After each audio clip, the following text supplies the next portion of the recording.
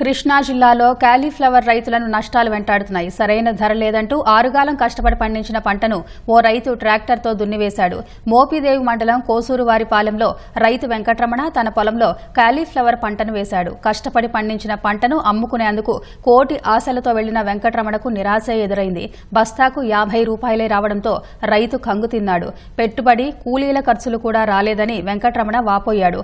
70,000 రూపాయల పెట్టుబడి నేలపాలైందనే ఆవేదనతో మిగిలిన పంటను నరికివేయించి ట్రాక్టర్తో దున్నివేశాడు. తీవ్రంగా నష్టపోయిన తనను ప్రభుత్వమే ఆదుకోవాలని కోరుతున్నాడు.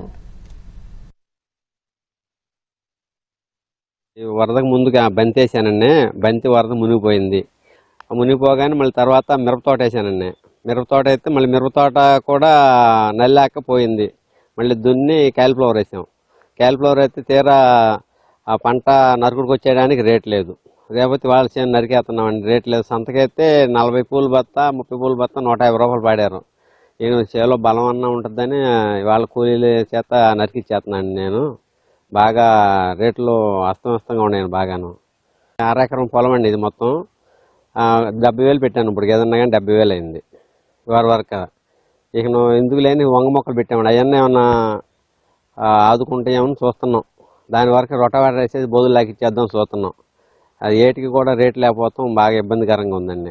వాళ్ళ వరకు అయితే క్యాబేజీ నేను 3 గుంటలు నరికాను. సొమ్ములే చేశాను. ఏది ఆటోకి రాని కమిషనర్లకు రాని వాళ్ళ వరకు కానీ నాకు అయితే రూపాయికి ఇచ్చింది లేదు.